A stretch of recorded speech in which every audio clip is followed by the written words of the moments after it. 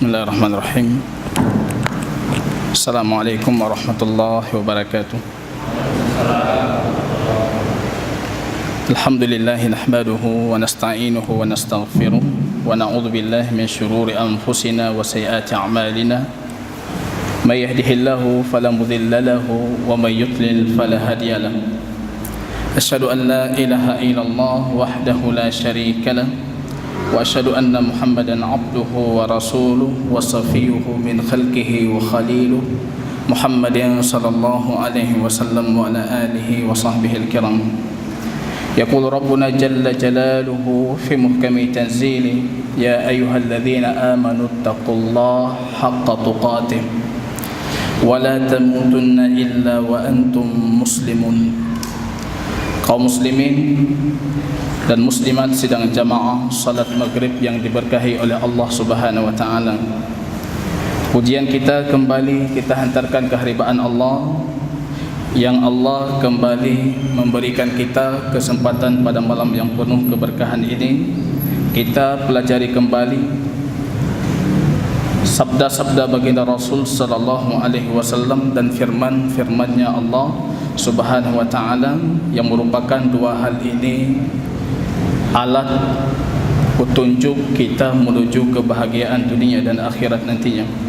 Salawat dan salam juga kita panjatkan senantiasa tercurah kepada baginda Rasul sallallahu alaihi wasallam yang tidak pernah mengetahui satu kebaikan pun kecuali baginda Rasul sudah menunjukkan kepada kita arah menuju kebaikan tersebut. Begitu juga baginda Rasul sallallahu alaihi wasallam tidak pernah mengetahui satu keburukan kecuali baginda Rasulullah memberikan peringatan kepada kita akan bahaya dari keburukan tersebut. Ini kaum muslimin rahimani wa rahimakumullah. Sebenarnya tadi judul sudah sedikit dipelesetkan kembali. Ini bukan bantahan untuk fatwa yang keluar dari MPU Aceh, dan ini sebenarnya masih dalam rangkaian kajian kita tentang sekte-sekte yang dinisbahkan dalam Islam. Cuma menariknya kemarin ketika keluar fatwa MPU Aceh, kita sedang berbicara tentang sekte Al-Asy'ariyah.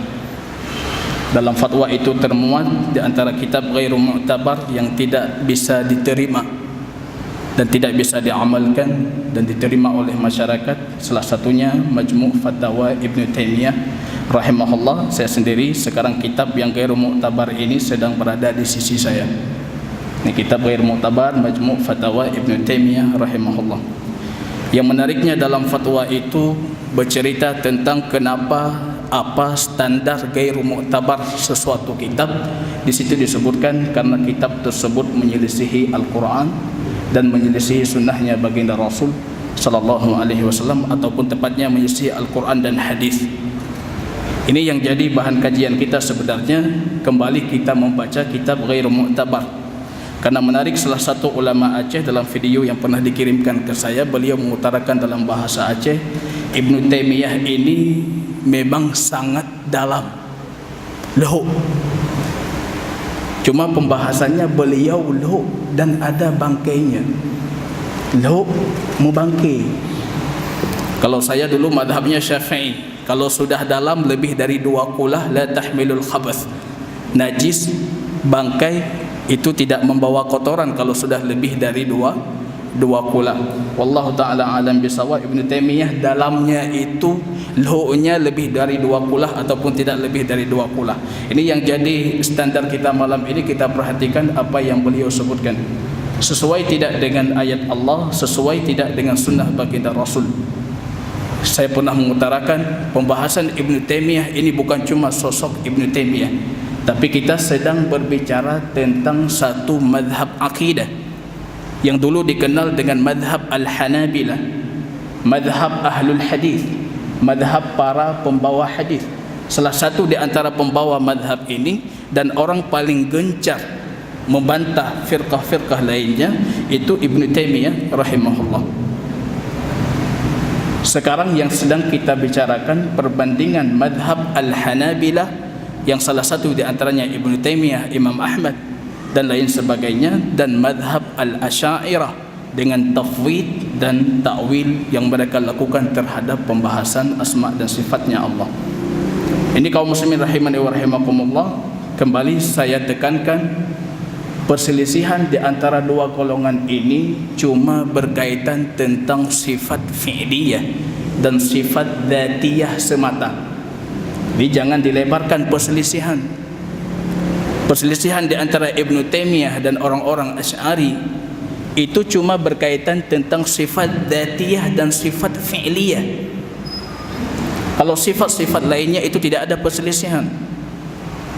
Perselisihan tentang sifat dzatiyah, baik anda namakan sifat ataupun tidak anda namakan sifat.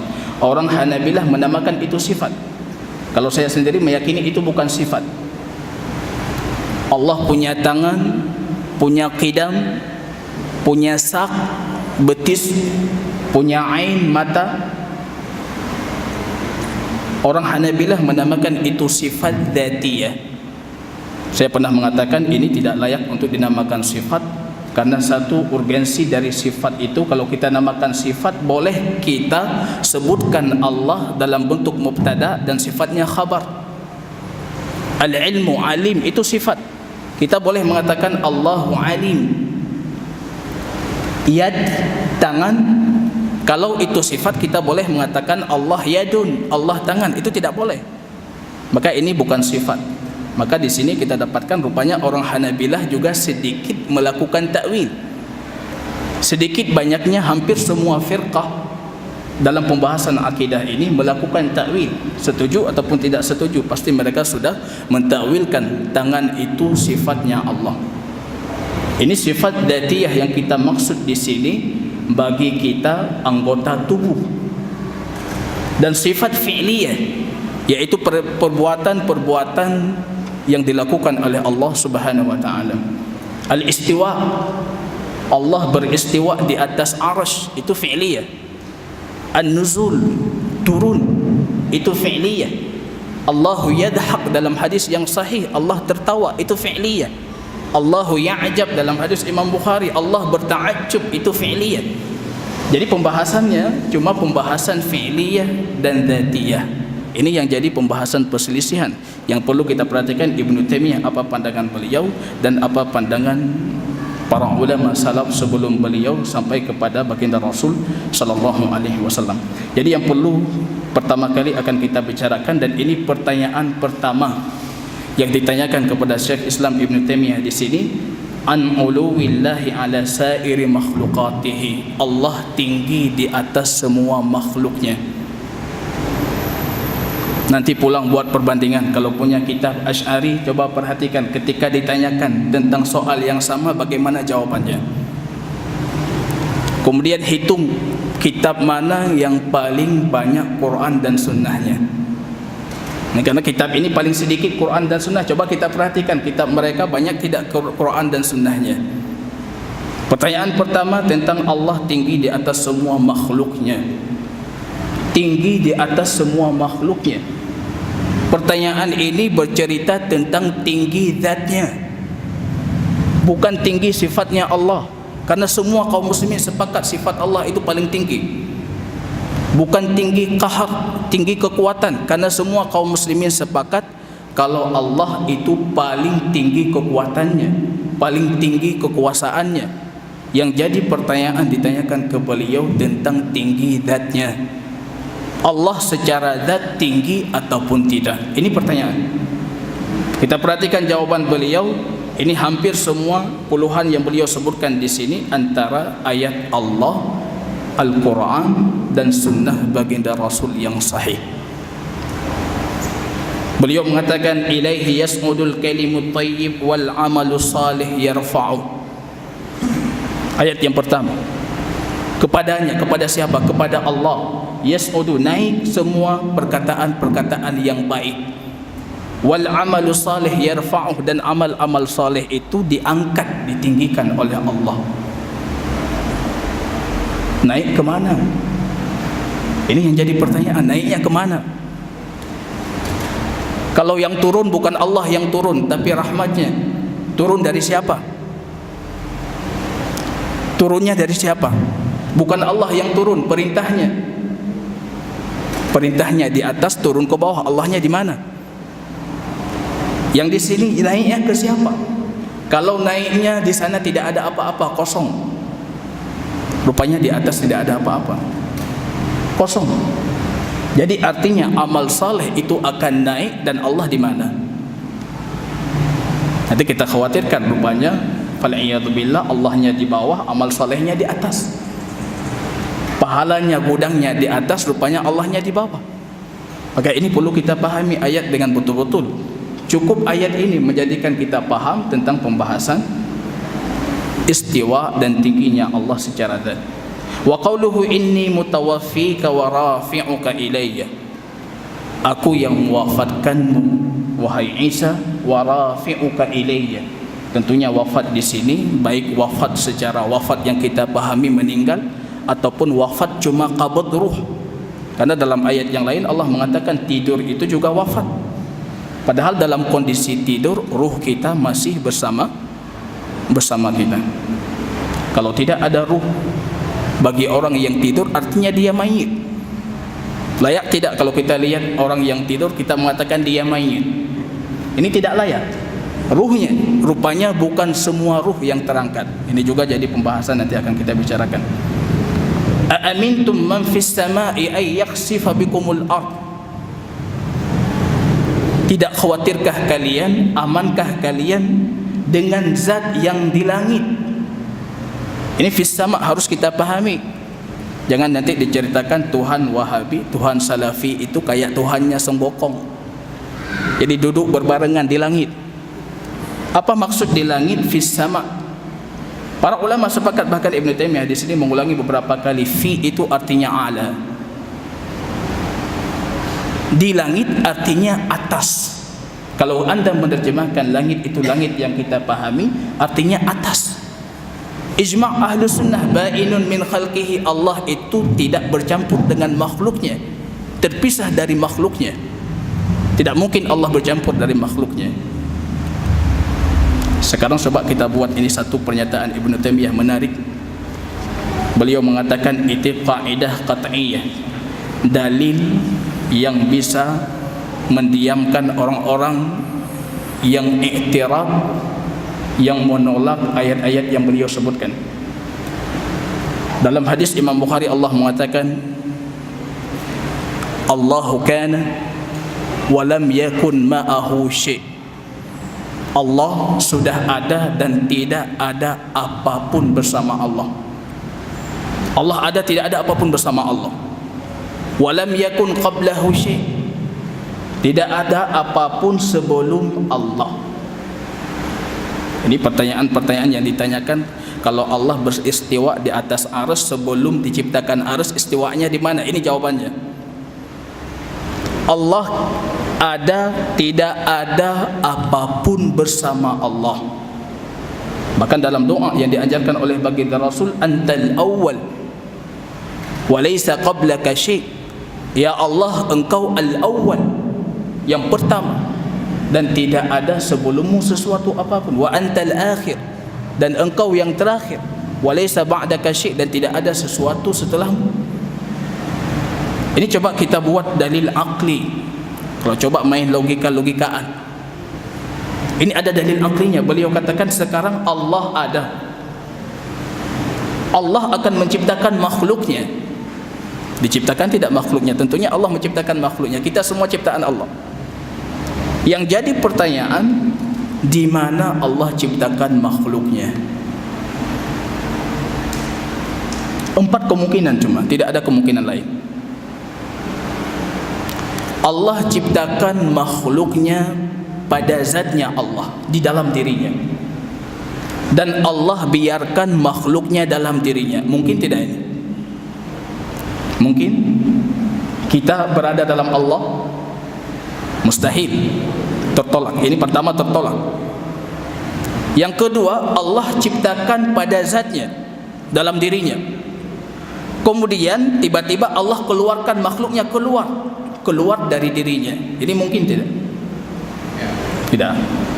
Mustahil Allah menciptakan dalam dirinya makhluknya. Kalau kita mengatakan demikian, kita sudah jadi kafir, karena mengatakan Allah bercampur dengan makhluknya. Kemungkinan yang ketiga, Allah menciptakan di luar. kemudian memasukkan makhluknya ke dalam dirinya.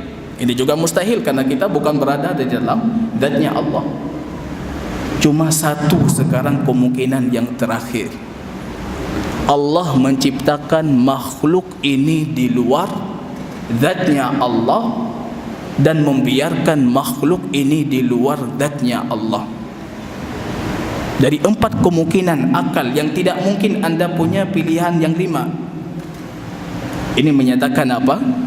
Kalau makhluk itu ba'inun min khalqihi, makhluk terpisah dari Allah, makhluk zatnya Allah bukan berada dalam zatnya makhluk. Maka ini kemungkinan yang kita sebutkan ini secara akal yang sehat dan logis mengatakan kalau Allah itu ba'inun min khalqihi. Kemudian baru kita tentukan mana yang layak untuk Allah. Ada makhluk, ada Allah. Layak tidak kalau kita mengatakan fal'iyadu billah Allah itu di bawah, kita di atas? Tidak layak. Layak tidak kalau kita mengatakan kita di samping, Allah di samping? Tidak layak. Samping kiri, samping kanan? Tidak layak. Allah di depan kita ataupun di belakang kita? Tidak layak. Secara akal yang logis, yang belum terkontaminasi dengan filsafat-filsafat yang tidak punya pegangan, kita akan mengatakan yang layak untuk Allah itu tinggi. Allah tinggi atas semua makhluknya, zatnya tinggi atas semua makhluknya, ba'inun min khalqihi, terpisah dari semua makhluknya, tidak sedikit pun bercampur dengan makhluknya, dan Allah tidak butuh kepada makhluknya. Beristiwa di atas arsy bukan karena Allah butuh arsy. Makanya pertama kali Allah ada dan arsy belum ada. Wa summa khalaqal arsy, kemudian Allah menciptakan arsy alal ma, menciptakan arsy itu di atas air. Rupanya sebelum diciptakan arsy sudah terlebih dahulu diciptakan air. Wa khalaqas samawati wal ardh, dan Allah menciptakan langit dan bumi. Ini semua dalil akli dan dalil syar'i menunjukkan kalau Allah ba'in min khalqihi, terpisah dari hamba dan makhluk-makhluknya. Aamintum man fis sama, apa artinya? Apakah kalian merasa beraman dari zat yang berada di atas langit? Fis sama, fi di sini artinya ada, atas langit. Kecuali kalau anda mengartikan as-sama itu dari kata sumu, artinya tinggi. Zat berada di ketinggian, maka di sini bisa anda mengartikan fi itu di. Tapi kalau anda mengatakan as-sama itu langit, fi di sini artinya ala, atas. Jadi jangan terpikiran nantinya, tidak perlu mereka mengharuskan kita meyakini kalau Allah itu berada di dalam langit, dikelilingi oleh para malaikat dan dayang-dayangnya seperti Tuhannya Song Bokong. Ujung-ujungnya seperti Tuhannya Song Bokong. Pahami dulu apa yang beliau yakini sebelum kita membantah beliau. Maka tidak menarik kalau kita membaca buku lawannya, yang kita baca buku musuhnya. Baca bukunya. Hari ini bukan karena saya Wahabi saya membaca Majmu' Fatawa, karena mereka mengatakan kitab ini sesat, saya pelajari kitabnya. Saya tidak membaca buku karya orang lain yang bermusuhan dengan Ibnu Taimiyah. Kita pelajari apa yang beliau sebutkan. Amintum man fis sama. Pada ayat yang lain Allah mengatakan ila fis samai ilahun wa fil ardi ilah. Allahu fis samawati wal ard, yang merupakan Tuhan di langit dan Tuhan di bumi. Allah fis samawati wal ard, di langit dan di bumi. Tapi kenapa dalam ayat ini fis sama cuma di langit saja, tidak disebutkan di bumi? Ini harus kita bedakan. Ketika Allah mengatakan di langit saja, tidak disebutkan di bumi, itu Allah sedang bercerita tentang zat. Apakah kalian merasa aman dengan zat yang berada di atas sana? Ini bercerita tentang zat, bukan bercerita tentang liputannya Allah secara keilmuan. Fis sama ilahun, Allah Tuhan di bumi, Allah Tuhan di langit. Wa fil ardi ilahun, dan Allah Tuhan di bumi. Itu artinya Allah ilahun ma'luhun. Ini artinya ismul maf'ul, artinya yang disembah. Allah disembah di langit dan disembah di bumi. Bukan Allahnya di langit dan di bumi. Ini bukan bercerita tentang zat, bercerita tentang ma'iyah. Ini menarik, salah satu di antara mereka mengatakan Salafi itu kurang piknik, baca dalilnya cuma 2-3 dalil, kemudian dalil yang lain dilempar. Ataupun dengan bahasa kasarnya, salah satu di antara mereka mengatakan mereka membohongi umat. Baca 2 dalil, 3 dalil, kemudian dalil yang lain digelap-gelapkan, disama-samarkan. Bahkan justru hari ini kita akan perhatikan siapa yang menjadikan Al-Quran ini ayat teka-teki dan siapa yang menjadikan Al-Quran ini petunjuk. Rupanya banyak di luar sana mengatakan ini artinya tidak jelas, kita tidak memahami, seolah-olah Al-Quran itu ayat teka-teki. La raiba fi, padahal Al-Quran ini petunjuk dan tidak ada sedikit pun keraguan di dalamnya. Maka kalau Allah mengatakan Allah di langit, cuma mencukupkan di langit, itu artinya zat. Kalau tidak, Allah akan melanjutkan di langit dan di bumi. Allah fis samawati wal ard, itu artinya Allah Tuhan, Tuhan yang disembah. Disembah di mana? Di langit dan juga disembah di bumi. Ini bukan berbicara tentang zat, berbicara tentang ma'iyah. Ini bercerita tentang ma'iyah, bercerita tentang kebersamaan. Bersama tidak mesti harus selalu dibarengi.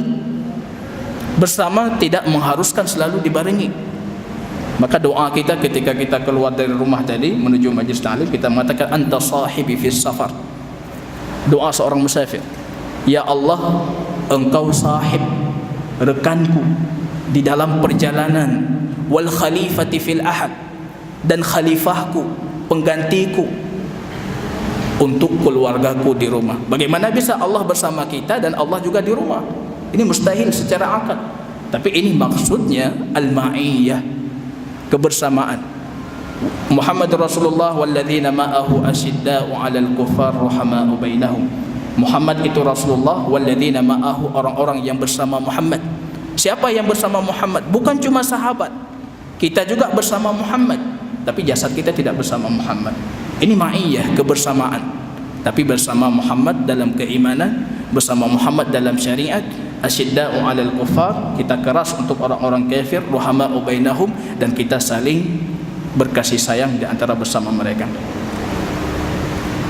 Ta'rujul malaikatu warruhu ilaih, para malaikat ta'ruj, mi'rajnya para malaikat naik, ilaih, kepada siapa? Kepada Allah. Warruh, dan ruh naik kepada siapa? Kepada Allah.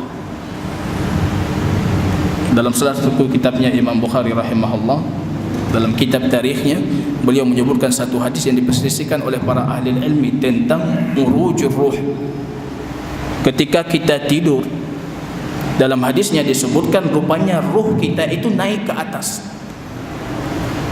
In kana tahiran yasjudu inda arsyihi, kalau kita dalam kondisi bersuci, ruh kita itu sujud di sisi arsy-Nya Allah. Wa in kana ghairi tahirin faba'idun an, kalau tidur dalam kondisi belum bersuci, rupanya ruh kita jauh sujudnya dari arsy-Nya Allah. Ini hadisnya diperselisihkan, sebagian para muhaddisin mensahihkan. Yang menariknya di sini, ruh ketika kita tidur, yang Allah sebutkan di dalam Al-Quran, mutawaffikum, yang Allah wafatkan kalian ketika tidur. Allah wafatkan kita, kita mayit. Maka doa kita bangun dari tidur, bagaimana doanya?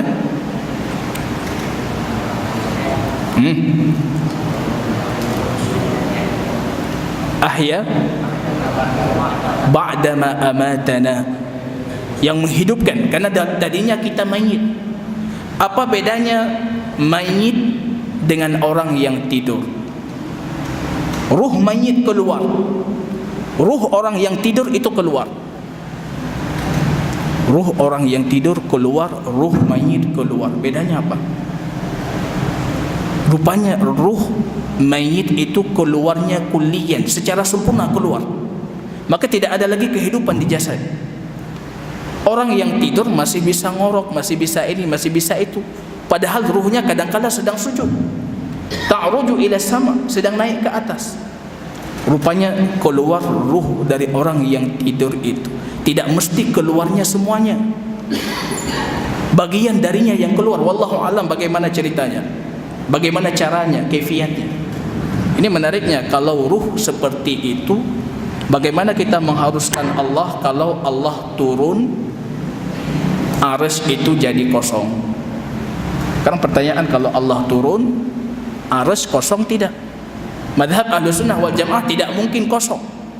Ini yang mengatakan kosong, dia bukan Ahlussunnah wal Jamaah. Tidak mungkin kosong, tidak mungkin. Tidak mungkin kosong. Bagaimana bisa Allah turun sedangkan arsy-nya tidak kosong? Praktek dekatnya ruh saja. Ruh masih di dalam jasad, tidak terpisah dari jasad, dan dia dalam kondisi ta'ruju ila sama, naik ke atas, sujud di atas, tapi masih dalam jasad. Ini ruh. Bagaimana dengan turun malaikat? Bagaimana dengan naiknya malaikat? Bagaimana lagi dengan Allah?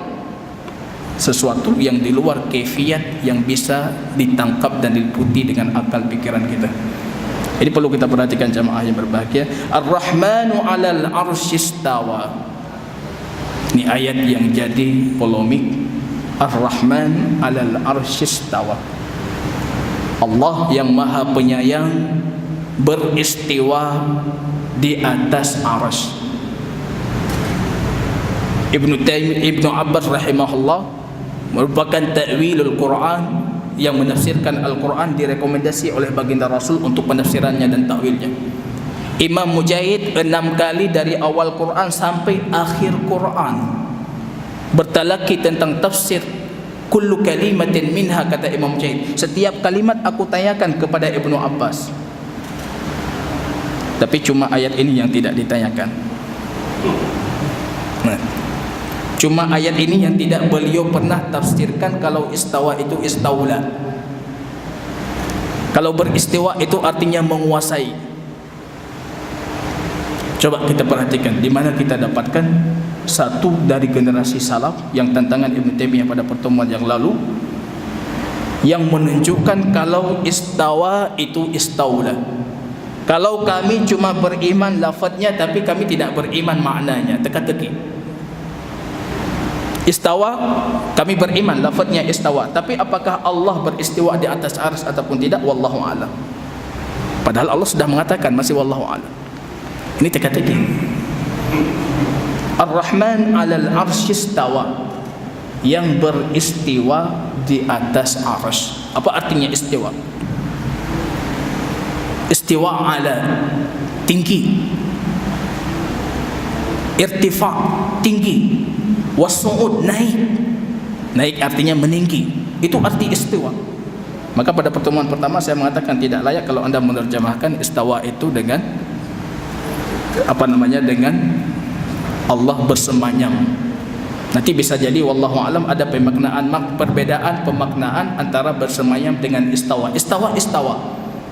Ar-Rahman 'alal 'arsy istawa. Allah yang beristiwa di atas arsy. Ditanyakan kepada Imam Malik apa itu istiwa, beliau mengatakan al-istiwa ma'lum wal kaif majhul.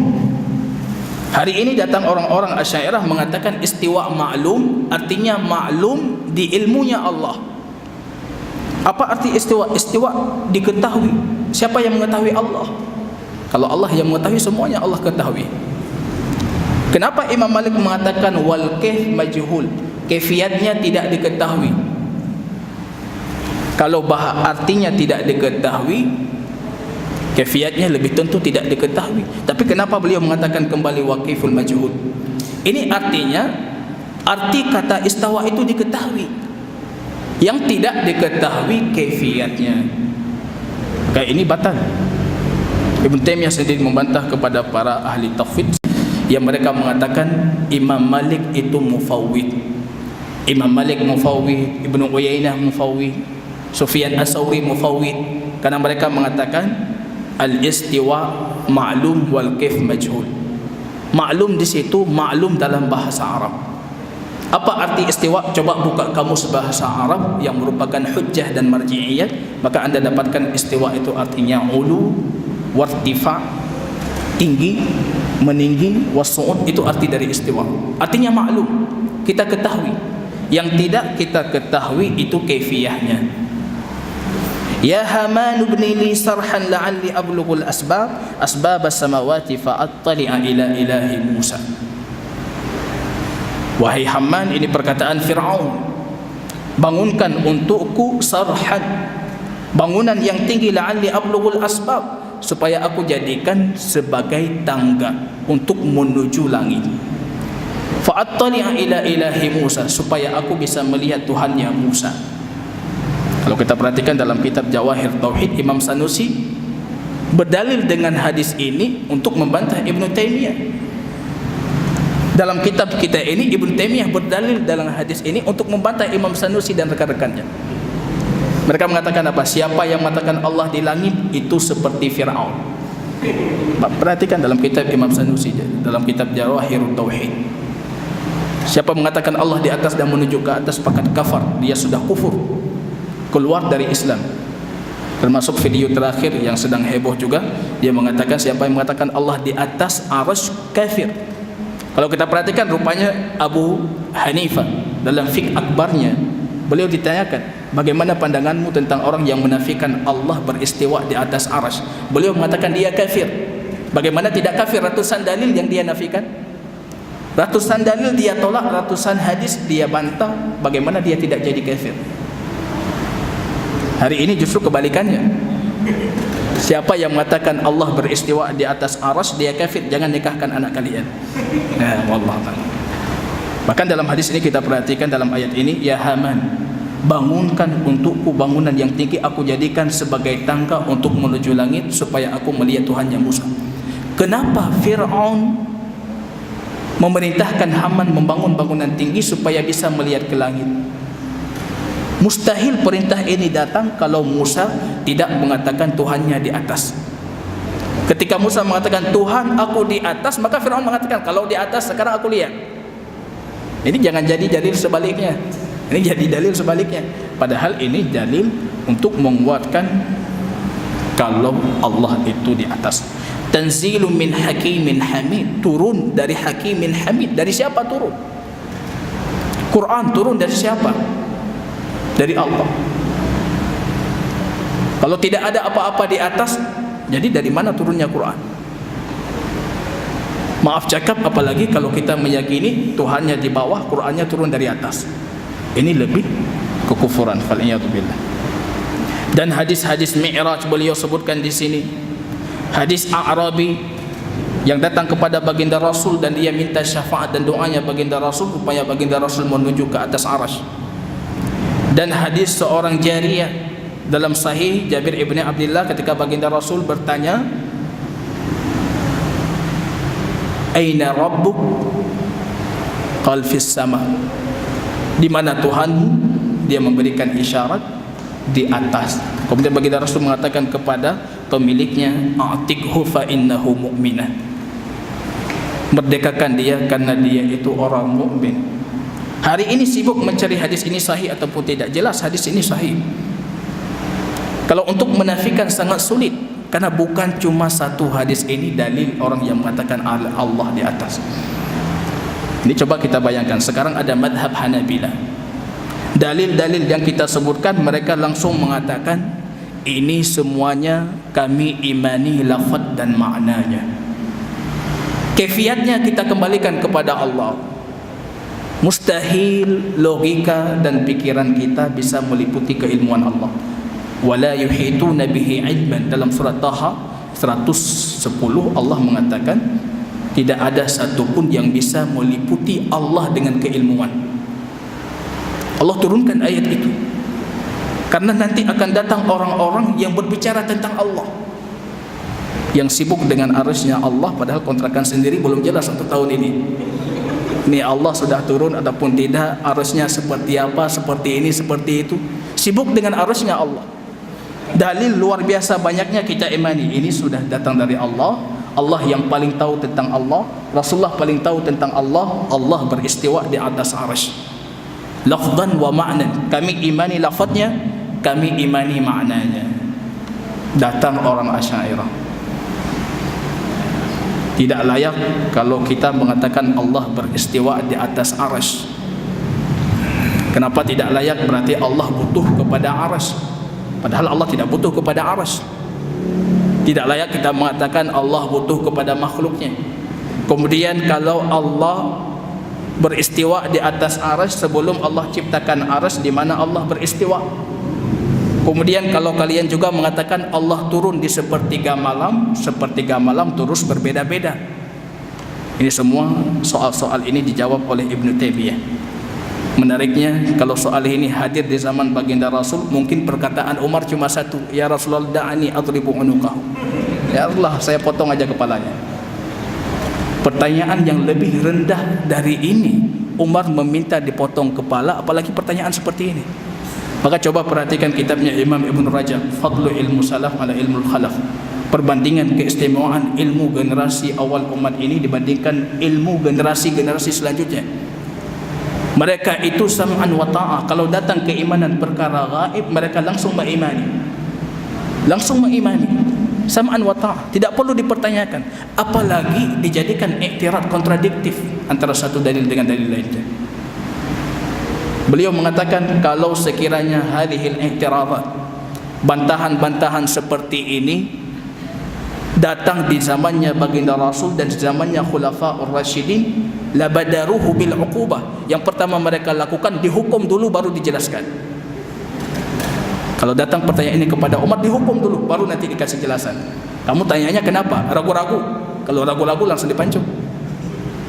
Tanya kenapa? Minta kejelasan baru dijelaskan. Ini cara mereka.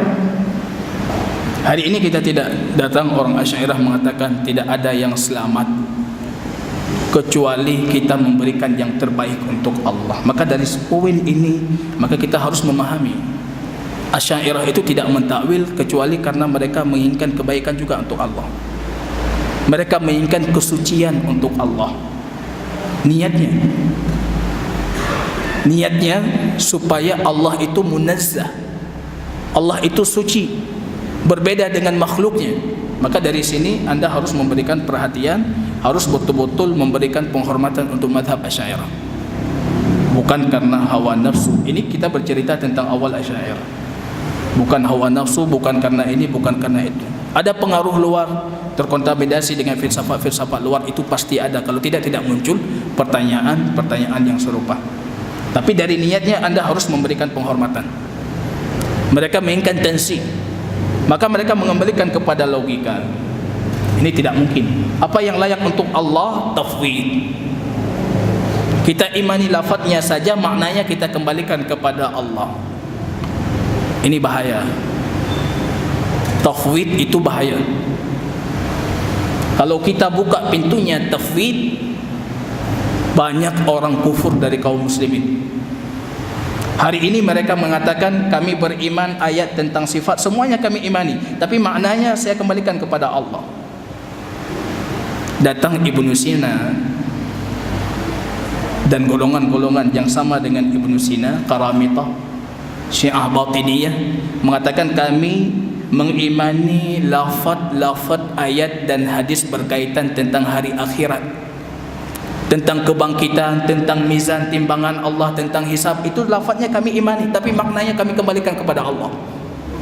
Akhirnya tidak beriman kepada hari akhir. Ini terjadi, bukan sesuatu kekhawatiran yang tidak terjadi. Datang orang zanadiqah, orang-orang zindiq. Salat, perintah salat kami imani lafaznya, tapi makna salat kami tidak yakin kalau salat itu seperti yang kalian lakukan. Akhirnya tidak salat. Terjadi. Ini bukan cuma praduga-praduga yang kita khawatirkan, tapi ini faktanya terjadi. Az-Zanadiqat mengatakan kami cuma beriman dengan lafaznya, tapi kami tidak beriman dengan maknanya. Kalau ini kita biarkan pembahasan tafwid ini, yang terjadi apa? Rupanya seluruh Al-Quran bisa diimani lafaznya dan tidak diimani maknanya. Hilangnya tadabbur Al-Quran. Bagaimana kita tadabbur Al-Quran? Allah memerintahkan kita tadabbur Al-Quran, tadabbur Al-Quran. Dalam ayat yang lain Ibnu Taimiyah mengatakan Allah mengancam kita ketika membaca Al-Quran seperti orang summun bu'mun umyun fahun, tuli bisu buta semuanya, tidak bisa mengambil hikmah dari Al-Quran. Allah ancam orang seperti itu kalau baca Al-Quran. Bagaimana kita tadabbur Al-Quran kalau yang tahu maknanya cuma Allah? Kita baca ayatnya ini, yang tahu cuma Allah. Apa yang kita tadabburi? berkaitan dengan zatnya Allah. Allah yang semua kita ingin tahu bagaimana Allah, yang semua kita ingin tahu tentang Allah, tapi rupanya ayat yang bercerita tentang Allah semuanya teka-teki tidak diketahui maknanya. Ini tidak tahu maknanya. Sudah berkaitan dengan Allah, ini tidak tahu maknanya. Kalau berkaitan dengan makhluk semuanya maknanya jelas, tapi berkaitan dengan yang paling kita cari tahu maknanya tidak jelas. Yang lebih parahnya lagi, mereka mengatakan maknanya tidak jelas. Kalau kita tetapkan maknanya seperti zahirnya, maka anda menjadi musyabbihah dan menjadi mujassimah. Apa tasbih dan tajsim? Ini sudah pernah kita jelaskan. Itu salah satu jalan menuju kekufuran.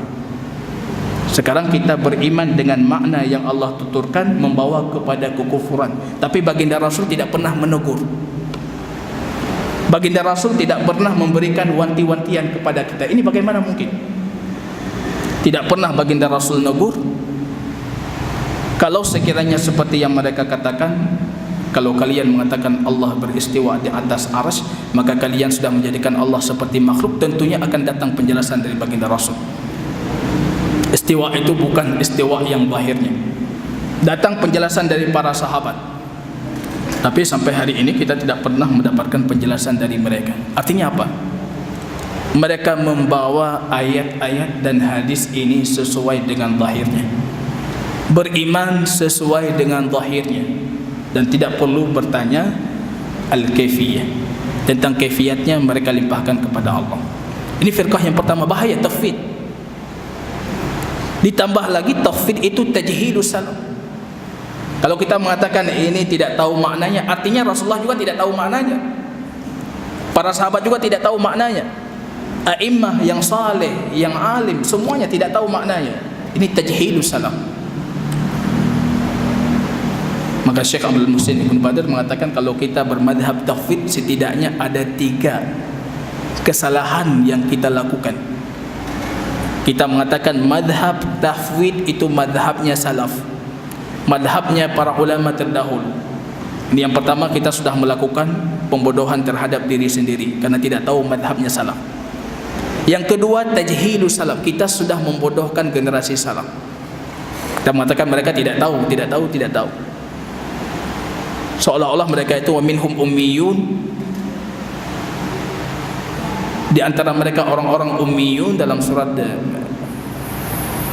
Ali Imran, di antara wa minhum ummiyun, tidak mengetahui dari kitab illa amaniyah, yang tidak mereka ketahui dari kitab kecuali cuma huruf-hurufnya saja. Artinya mereka tidak mengetahui maknanya. Kita sudah mengatakan secara tidak langsung generasi terbaik umat ini mereka itu orang-orang ummi yang tidak bisa memahami dan tidak bisa mentadabburi Al-Quran.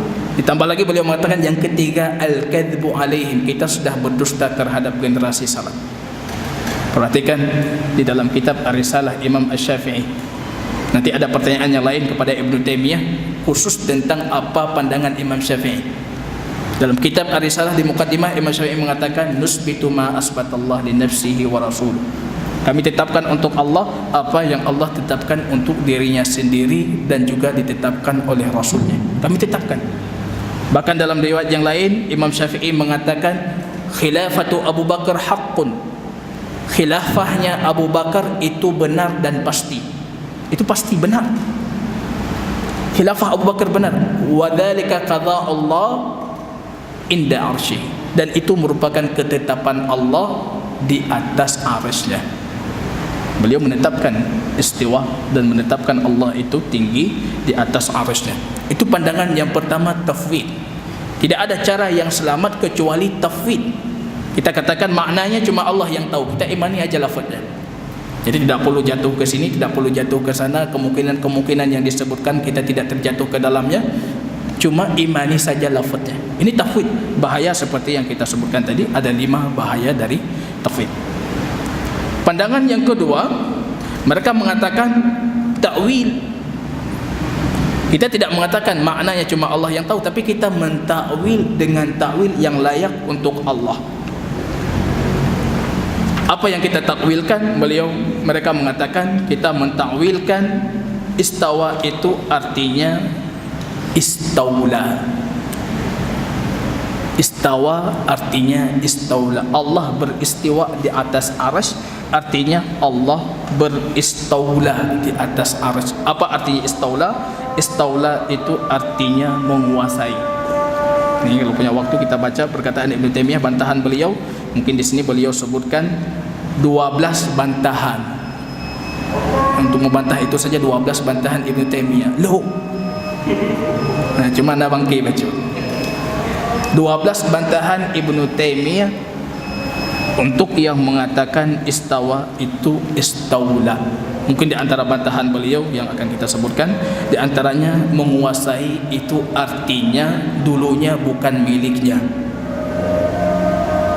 Amerika menguasai Indonesia, dulunya Amerika bukan milik Indonesia. Tidak ada cerita Amerika menguasai New York. New York memang miliknya, untuk apa dikuasai? Amerika menguasai Indonesia, Indonesia bukan miliknya. Allah menguasai arsy. Jadi arsy itu dulu milik siapa? Kenapa Allah harus menguasai? Siapa yang merebutan arsy dengan Allah? Kira-kira siapa? Ini kalau kita mengatakan istawa itu istaula, rupanya pegangan mereka satu bait syair dari perkataan Akhtal. Kita tahu Akhtal itu salah satu syair jahili. Jarir, Akhtal, dan satu lagi Jarir, Akhtal, 3 syair Islam yang hadir di masa Islam. Syairnya itu dijadikan hujjah dalam bahasa Arab. Jarir, Akhtal, satu lagi ada yang tahu namanya. Cuma masalahnya Akhtal ini dia Nasrani. Secara bahasa, kalau dia sudah berbicara bahasa Arab, walaupun dia Nasrani, bahasa Arabnya hujjah. Kenapa? Karena dia hadir di awal-awal keislaman ataupun di awal masa abad pertama Hijriah. Siapa yang berbicara di abad pertama Hijriah, bahasa Arabnya itu hujjah, bisa dijadikan dalil. Maka bahasa Arabnya bisa dijadikan dalil. Rupanya bait syair ini sudah dipelesetkan. Kalau tidak dipelesetkan, maka bait syair ini bisa dijadikan hujjah. Summa stawa Bishrun 'alal Iraq min ghairi sayfin wala dabin mihraq. Ini bait syair. Kemudian si Bishr, kita tahu Bishr ini penguasa Irak. Istawa 'alal Iraq, dia menguasai Irak min ghairi sayfin, tanpa pedang dan tanpa darah yang tertumpahkan. Di sini lafaznya istawa artinya menguasai, maka mereka mengatakan istawa itu artinya menguasai. Padahal kalau kita kembalikan kepada yang aslinya dari bait syair ini, kita dapatkan bukan lafaz istawa di situ, istaula. Lafaznya istaula, menguasai, bukan istawa, tanpa dengan adanya huruf lam, istaula. Ini kalau kita kembalikan kepada lafaz aslinya, istaula. Walaupun mungkin Akhtal ini kita tahu Nasrani, akidahnya saja tidak jelas, bagaimana kita jadikan dalil untuk kita jadikan pegangan dalam akidah kita? Semua dalil ratusan kita tolak semuanya, kita akhirnya berdalil dengan satu dalil dari orang Nasrani yang Tuhannya saja belum jelas. Kemudian kita jadikan ucapannya sebagai dalil, dan itu akidah yang kita yakini. Ini diantara tambahan bantahan Imam Ibnu Taimiyah rahimahullah kepada mereka yang mengatakan istawa itu artinya istaula. Kita cukupkan di sini. Subhanakallahumma wa bihamdika asyhadu an la ilaha illa anta astaghfiruka wa atubu ilaik. Assalamualaikum warahmatullahi wabarakatuh.